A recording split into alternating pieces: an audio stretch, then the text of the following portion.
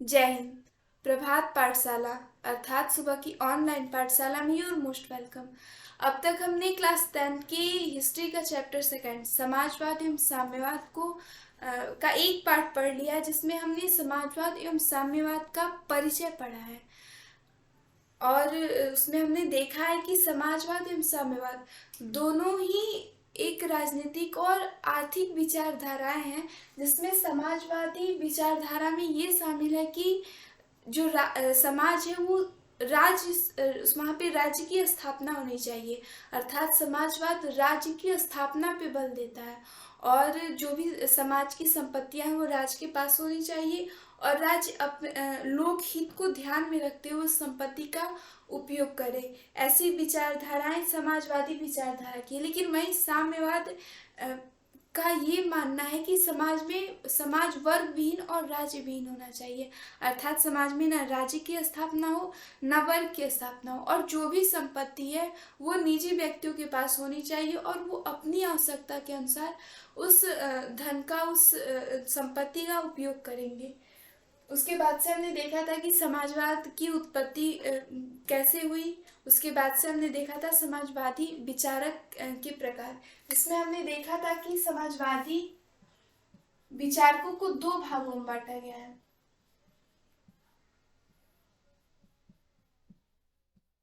समाजवादी विचारकों को दो भागों में बांटा गया है। एक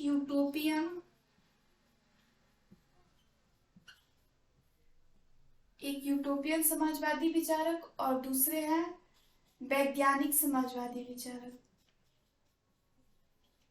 यूटोपियन समाजवादी विचारकों में वैसे विचारक शामिल हैं जो कार्ल मार्क्स के से पहले थे। अर्थात कार्ल मार्क्स के पहले जो भी समाजवादी विचारक हुए हैं उनको यूटोपियन समाजवादी विचारक कहा जाता है, और कार्ल मार्क्स के बाद जितने भी समाजवादी विचारक हुए उनको वैज्ञानिक समाजवादी विचारक कहा जाता है। और कार्ल मार्क्स स्वयं वैज्ञानिक समाजवादी विचारकों में आते हैं। जो यूटोपियन समाजवादी विचारक है वो स्वप्नदर्शी समाजवादी विचारक थे। अर्थात वो ऐसे विचारों को समाज में लोगों के सामने रखते थे।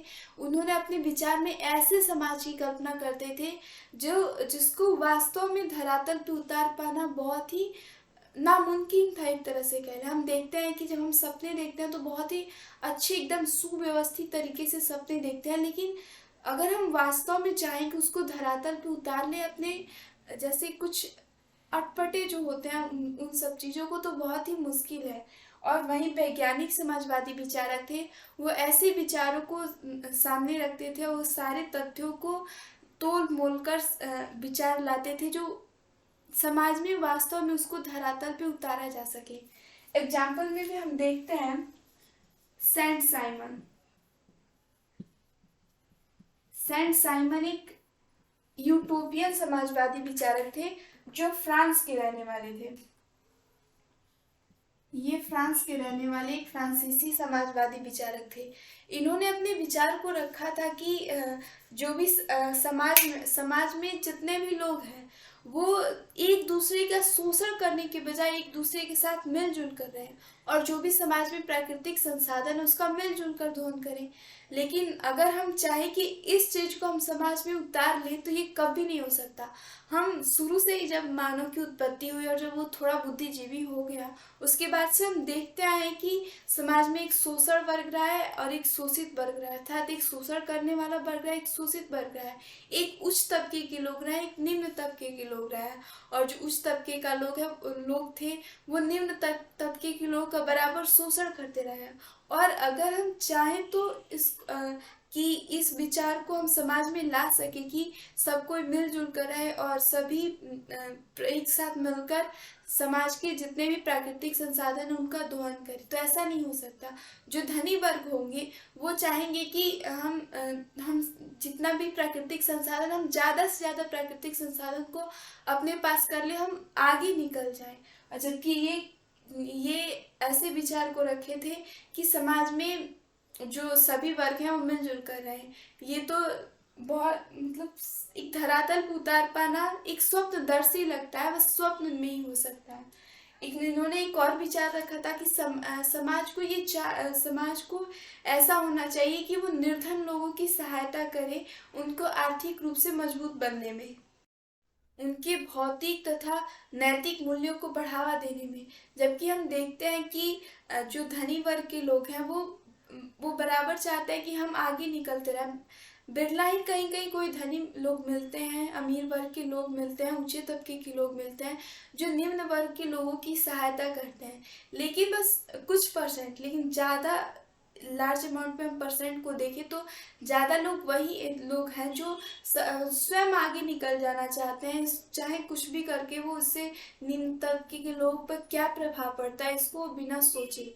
तो ऐसे में ये विचार रखना और इसको समाज में पूर्णतः कर पाना ये असंभव है कि हम ऐसे समाज का निर्माण करें जिसमें सभी लोग मिलजुल कर रहें, और या फिर जो भी निम्न तबके जो निर्धन लोग हैं उनका समाज के अन्य लोग सहायता करें और उसकी सहायता से वे मतलब एक आर्थिक दृष्टि से मजबूत हो, भौतिक रूप से मजबूत हो, नैतिक रूप से मजबूत हो। इस तरह इनके जो भी विचार थे वो एक स्वप्न में ही पूरे होने वाले थे। इसीलिए तो यूटोपियन समाजवादी को स्वप्नदर्शी समाजवादी भी कहा जाता है। लेकिन इनका एक कथन है जो बाद में चल के समाजवाद का नारा बना, प्रत्येक को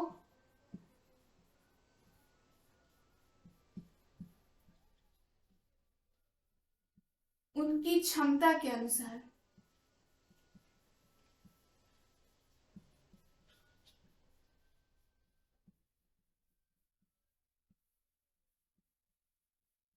तथा प्रत्येक को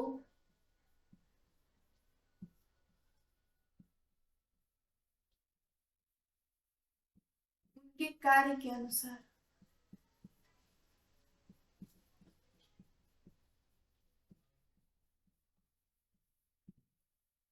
उनका ये कथन बहुत ही मतलब महत्वपूर्ण सिद्ध हुआ, और ये एक समाज में एक अच्छा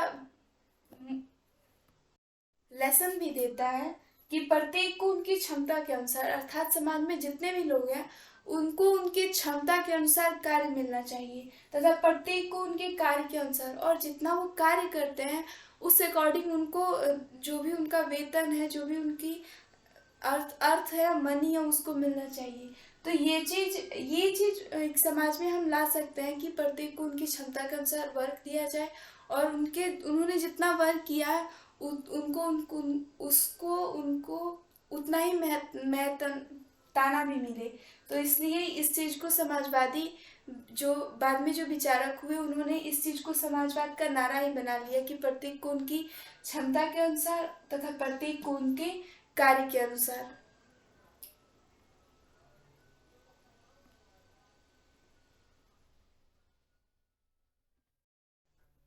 उसके बाद से एक और ही यूटोपियन समाजवादी विचारक आते हैं, चार्ल्स फैरियर। जो चार्ल्स फैरियर थे वो औद्योगिकरण के विरोधी थे, अर्थात ये औद्योगिकरण को बंद करा देना चाहते थे। और वो जो थे वो इनका ये विचार था कि जो श्रमिक और कृषक वर्ग है उनको छोटे कस्बे, छोटे नगर में ही रह के कार्य को करना चाहिए। और इन्होंने किसानों के लिए एक फ्रांस बनवाने की भी एक योजना तैयार की थी, पर वो सफल नहीं हो पाया। उसके बाद से आते हैं लुई ब्ला। ये भी फ्रांस के ही रहने वाले थे। लुई ब्ला को हमने चैप्टर फर्स्ट में पढ़ा भी है कि जब 1848 ईस्वी की क्रांति हो गई तो उसके बाद से जो लुई फिलिप थे वो शासन से हट गए। उसके बाद से एक सुधारवादियों के नेता हुई लुई ब्ला, वही लुई ब्ला है ये।